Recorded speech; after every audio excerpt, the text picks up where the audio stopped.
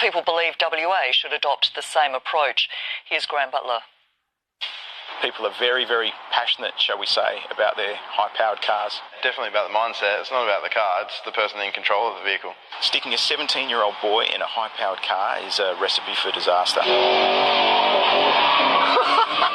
This is the sort of vision that fuels calls to ban young drivers from getting behind the wheel of high-powered vehicles. But is it the car or the driver? With regards to young drivers, I think, and I remember being 17 and just getting my driver's licence, you feel immortal. Journalist Greg Johnson recently shared his view in a comment piece in Community News.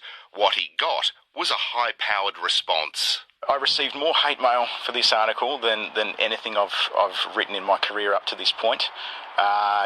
Very, very vitriolic. Some of the feedback that I got, very profanity-laden, I'd describe it as. It was pretty brutal. If someone's going to bang around in a car and speed and break the law, they're going to do it no matter what they got, whether they're driving an old diesel Land Cruiser or a high-powered Commodore. I think you've got that minority of people that are just going to do it either way. Matt James is a car fanatic. He restores, drives and exhibits high-powered vehicles. But he firmly believes that we shouldn't restrict drivers. I don't think that restricting the cars in WA is going to help young people save their lives or whatnot. I think that, whoever's in control of the vehicle has got the ultimate decision at the end of the day of what they are and aren't going to do. Novice drivers, just because they haven't really got the experience on the road, should not have access to high-powered vehicles until they're well and truly off their P-plates. Dirk Zarb cousin followed in his father's footsteps to become a driving instructor after his dad was killed in a collision with a Hoon driver who he'd trained himself. Unless you've been through it, they'll never be able to feel what we have been through with my family and what we have to do. We actually have to drive past the location that my father was killed every single day.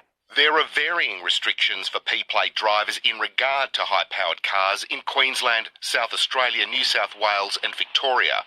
WA has resisted going down that road, when in opposition, now Premier Mark McGowan wanted a hard line.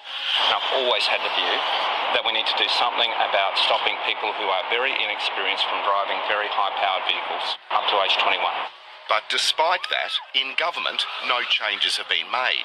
The Premier points to recent research by the Road Safety Commission. The advice I've received is that a very small percentage of serious crashes involving young novice drivers are in high-performance vehicles. The unfortunate reality is some young and less experienced drivers might still choose to drive the same way in a vehicle which is less powerful.